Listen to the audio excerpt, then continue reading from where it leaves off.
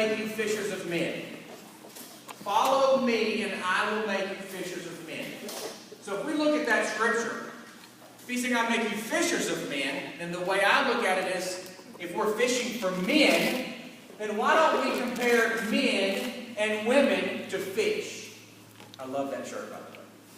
You should have told me you were wearing it, I would have worn mine. That's like the coolest shirt that says, "Who's your daddy?" Star thing. Just so you know. Why don't we compare people to fish? He said, be fishers of men. So let's look at this a little bit. How many of you like to go fishing? Raise your hand. You've never been fishing? I see. Sorry. Daddy and mommy. Put your hands up. How many of you like to go fishing, but you don't want to make the hook? Raise your hand.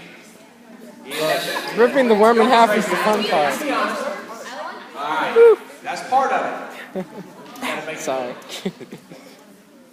All right. Now listen. As I talk about a couple different fish, it may remind you of somebody sitting beside you. It may remind you of somebody in front of you. And that's okay. But we're not in here tonight for you to say, oh yeah, that's that person and that's that person. We're here tonight for you to look inside yourself and say, that's how I act. Stop moving me. Sorry. Okay? So we might as well jump right into a fish that's found in a lot of our ponds here in North Carolina and the lakes. Kind of difficult to catch in the lakes, but very easy to catch in a pond. And that's the largemouth bass. How many like to catch largemouth bass? Yes. Okay. But be honest, you'll be like, I don't know what you're rednecks over here. Yep. I can catch it easy. The largemouth bass is a fish that likes to prey on the weak.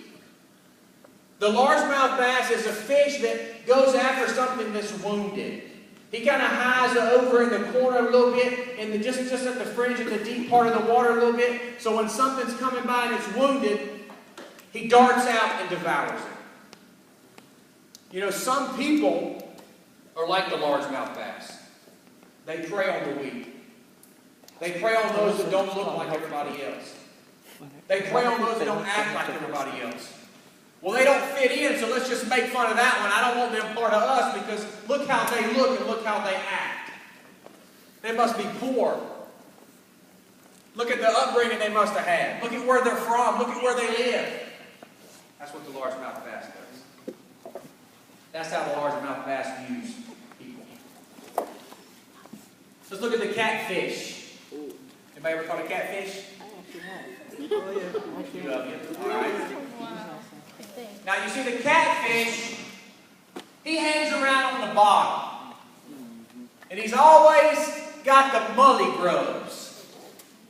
He's always got the big old sad face on his face as he goes around. The catfish eats junk, garbage, leftovers. You go fishing for a catfish, big catfish? What did you use? What do you use? Catfish bait, Well, we catfish bait. We got that. dead. Dead. Some dead shad, dead fish, chicken liver, something that smells, right? Something that's nasty, something that's junk and garbage. That's what the catfish eats. You see, the catfish feeds on the negativity of people. The catfish hangs out at the bottom and it eats all the stuff that people throw out that's junk, that's garbage. And it enjoys it. But the catfish is always sad. Catfish is never happy. Look at a catfish. It's never smiling. It's always sad. Don't be like a catfish.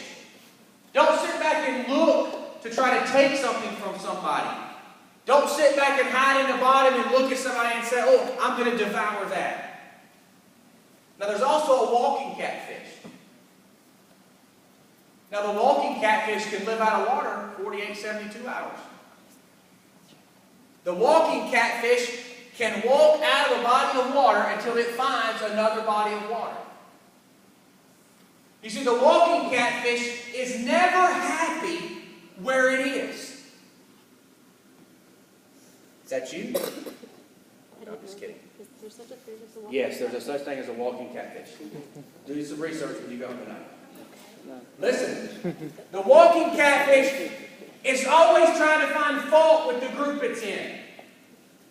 Walking catfish is always trying to find fault in its youth group or in its church I'm not happy here. I'm not happy with this group. I'm not happy with this person. I'm not happy with this group, so I'm going to come over here and hang out with this group, and I can't be part of this group. Well, I'm not happy with you anymore, so I'm going to walk over here and hang out with you now, because I'm mad at you.